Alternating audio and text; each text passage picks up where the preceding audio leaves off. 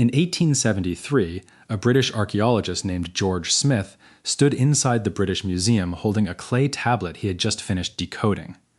What he announced to the world that day was the Sumerian flood account, a narrative predating the biblical Genesis by over 1,000 years, and one of the most significant textual discoveries of the 19th century. That announcement is documented history.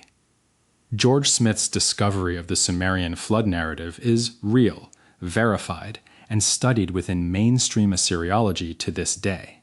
What comes next in this documentary is a different kind of claim, one that exists in secondary and alternative research literature, not in mainstream scholarship, and one that should be understood from the outset in those terms. According to an account that has circulated in alternative research communities, Smith found a second tablet that day, a tablet he never translated publicly, a tablet that, according to letters reportedly held in the museum's archive, troubled him deeply.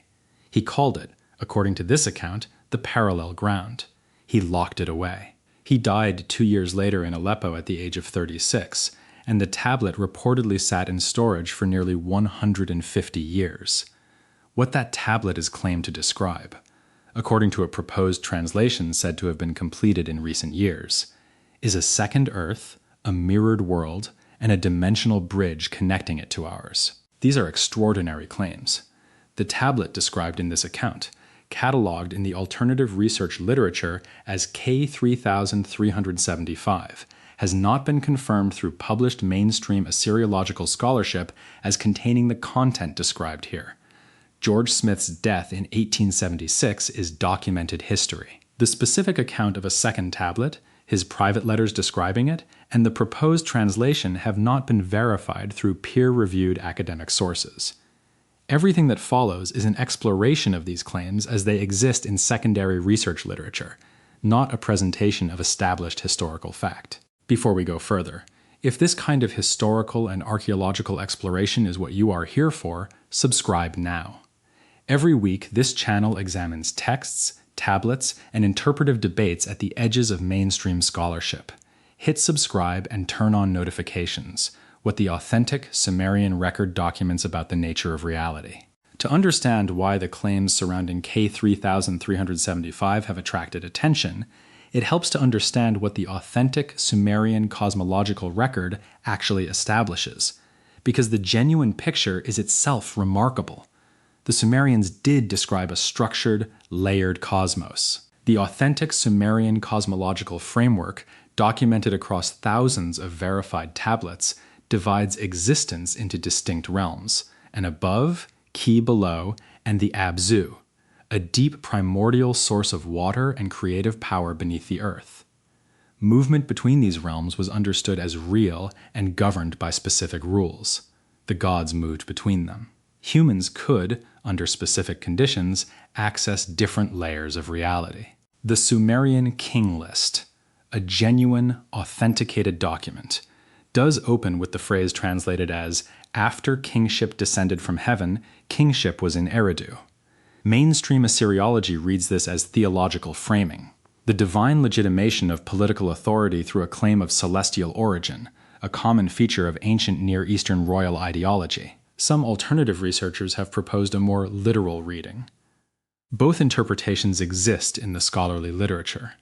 What the authentic Sumerian record does not contain, as established in mainstream Assyriology, any verified text describing a second Earth as a physical mirrored world connected to ours by a dimensional bridge. This specific claim appears only in the account of K3375 as described in alternative research literature, the proposed tablet, K3375, what it is claimed to contain. According to the secondary research account being explored here, the tablet K3375 is held in the British Museum's collection, recovered from the Library of Ashurbanipal in Nineveh during the same excavations that produced many of the most important authenticated Sumerian and Babylonian texts. This provenance, the Library of Ashurbanipal, is real. Thousands of tablets from that collection are held at the British Museum and are among the most studied artifacts in ancient Near Eastern scholarship. Whether a tablet catalogued as K3375 contains the content described in this account has not been confirmed through the British Museum's published catalogue of its cuneiform holdings or through any peer-reviewed Assyriological publication. The account should be held at that level of unverifiability as we examine what it claims. According to the proposed translation, the tablet opens with a creation account distinct from the standard Enuma Elish.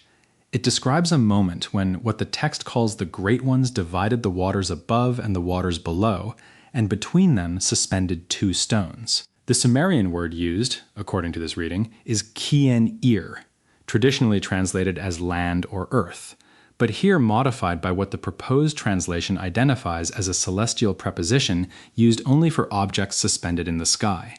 In this reading, the two stones are two earths, two worlds hanging between primordial waters. The tablet, per this account, then uses the word gishgon, translated as a wooden structure that spans, followed by what the proposed reading identifies as a determinative symbol elevating the term from physical to dimensional.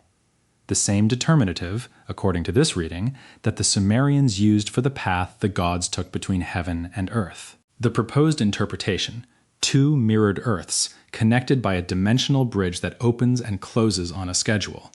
It is worth noting plainly that claims about specific determinative symbols and their precise cosmological implications require specialist Assyriological analysis to evaluate. The interpretation offered here is a proposed reading in alternative research literature. Whether it reflects how an authenticated Sumerian scribe actually used these signs is something that peer-reviewed linguistic scholarship on the actual tablet would need to assess. And no such peer-reviewed scholarship on K3375 with this content has been identified in mainstream Assyriological literature, the second earth, what the proposed translation claims. According to this account, the tablet does not describe the second Earth as a parallel universe in a science fiction sense. It describes it as a version of our world where a specific decision was never made. A world where human consciousness was never limited, where people still perceive what the tablet claims humans once could perceive. The proposed translation connects this to a council narrative, a meeting of the Anunnaki after the creation of humanity, at which a decision was made to, in the language of the proposed translation, shorten the sight of mankind. The reasoning given on the tablet, per this reading, was, if they see the full circle, they will not work, they will not bow, they will remember. A minority faction of the Anunnaki, according to this proposed reading, refused this decision and built the bridge as a means of preserving access to the unmodified state of human consciousness, anchored at the meeting point of the Tigris, Euphrates, and a third ancient river near the ruins of ancient Eridu. The third river, referred to in some ancient sources as the Karun, is a real river in the region.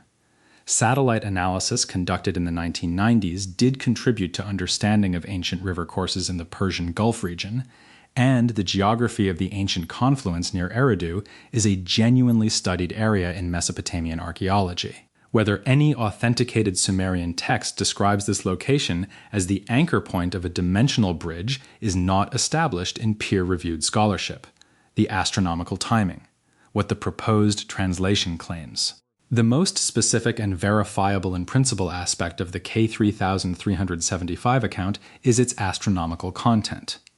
According to the secondary research literature, a team including an Assyriologist said to be Dr. Irving Finkel of the British Museum reconstructed the astronomical timing described in the tablet's damaged section. Dr. Irving Finkel is a real and respected Assyriologist at the British Museum, known for his work on Babylonian tablets, including the Ark tablet.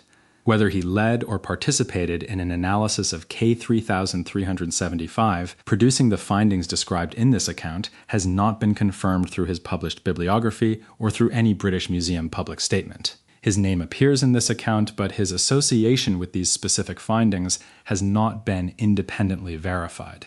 According to the account, 3 astronomical conditions described in the tablet: an alignment involving the Pleiades star cluster and the ecliptic plane, a specific lunar position relative to Orion, and the rise of a specific planet in a specific sky quadrant, were calculated to have aligned at specific historical moments. 3114 BCE, the start of the Mayan long count calendar, 2348 BCE, cited in some ancient texts as a flood year, 1159 BCE associated with the Bronze Age collapse, 535 CE a year, documented by historians as involving severe volcanic winter, and 1815 CE the year of the Mount Tambora eruption. These historical events are real. The Bronze Age collapse of approximately 1200 BCE is documented. The extreme weather event of 536 CE is real and studied. The Tambora eruption of 1815 is documented. Whether any astronomical alignment actually occurred at these specific dates as described, and whether any Sumerian tablet connects such alignments to these events has not been verified through peer-reviewed archaeoastronomy. The proposed alignment of these dates with documented historical catastrophes is rhetorically compelling. It is also a pattern that emerges naturally when a sufficient number of recurring astronomical configurations are available. The chance that some will coincide with documented historical events increases with the number of events considered. Whether the coincidences described here represent a genuine, meaningful pattern or a selection from a larger set of non-matching dates is a question the account itself does not address. What the 12 codes are claimed to describe, the proposed translation describes a section of K3375 structured almost like a technical manual. 12 numbered conditions governing the relationship between the two Earths. The first code, per this reading, involves a population threshold. When the population of this side exceeds a specific number, the wall begins to weaken. The number, translated from the Sumerian base 60 system according to this account, is approximately 7.6 billion. The current world population is just under 8 billion, crossing that threshold around 2018. The second code describes something the proposed translation calls the Song of the Metal, which some researchers engaging with this material have connected to modern electromagnetic frequencies, the hum of electrical infrastructure, and wireless networks. The third code states that when children begin to remember in significant numbers, the elders must open the gate willingly or it will open without them. The remaining codes, per this account, describe physical phenomena, weather pattern changes, animal migration shifts, and what the tablet calls the shared sleep. A phenomenon some researchers have connected to the Mandela effect, the documented phenomenon in which large groups of people share the same incorrect memory of historical details. It is important to be direct about the Mandela effect. The phenomenon of widespread shared false memories is real and documented in cognitive psychology. Mainstream psychology explains it through a combination of suggestibility, social reinforcement of incorrect memories, and the reconstructive nature of human memory.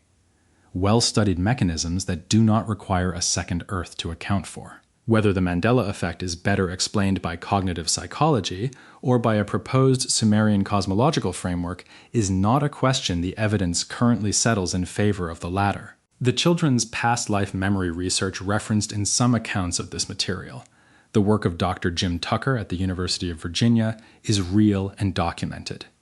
Tucker's research, continuing the work of the late Ian Stevenson, has documented cases of children describing verifiable details about deceased individuals. This research is controversial within mainstream psychology, with significant methodological debates in the published literature.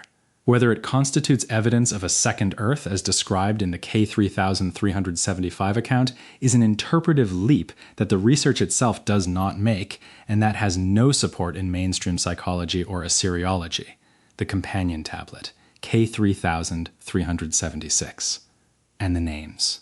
According to the secondary account, a companion tablet catalogued as K3376, found in the same archaeological layer, contains a list of 12 names, each followed by the Sumerian word for watcher.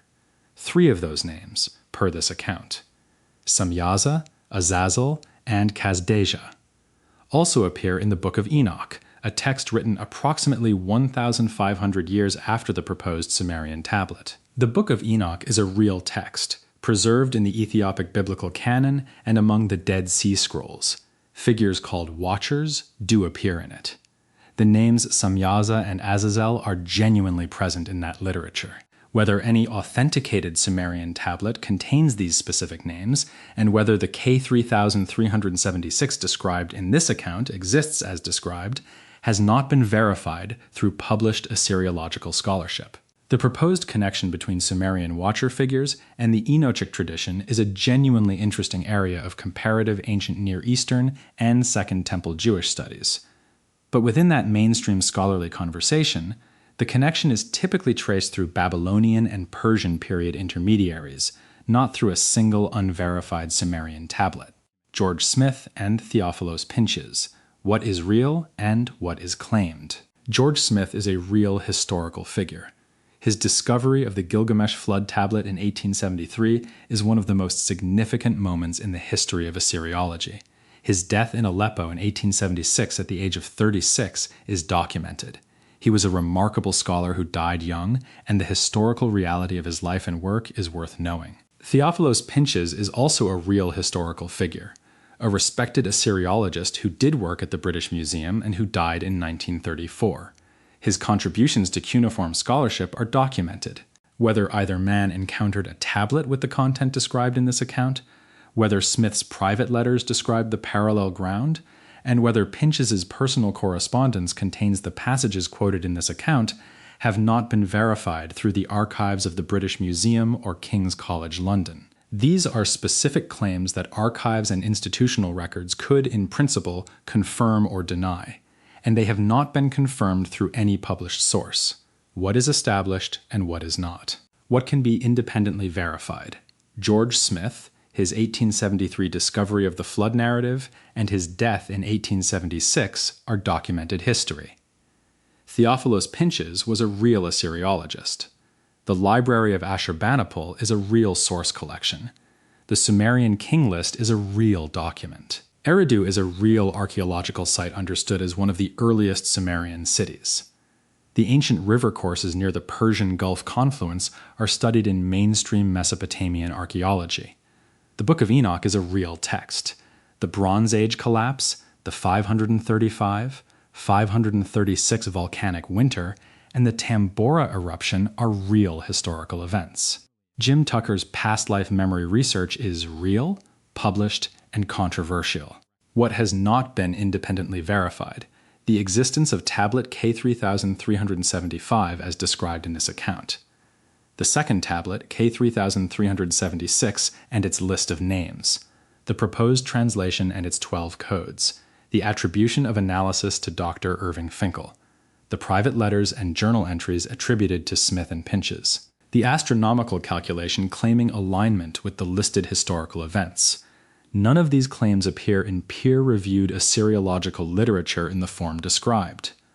What this documentary does not endorse: that a second Earth exists as described, that a dimensional bridge connects two versions of our world, that the population threshold, electromagnetic frequencies, the Mandela effect, or children's past life memories are evidence for the proposed tablet's framework. Each of these connections goes beyond what any available mainstream evidence supports. What is worth holding on to? The genuine Sumerian cosmological record, the authenticated texts, the layered cosmos, the Abzu, the divine assembly, the flood narratives, the astronomical precision of Babylonian records, is one of the most remarkable bodies of ancient literature available for study. It raises real questions about the depth of ancient cosmological thinking and about what the earliest literate civilization on Earth understood about the nature of reality. Whether K3375 adds anything genuine to that record, or whether it represents a narrative built around real figures, real places, and real historical events, connected by a proposed translation that mainstream scholarship has not been able to verify, is a question that independent access to the original material and rigorous peer review would need to address. Until then, the question remains open. And open questions, examined honestly, are where understanding begins.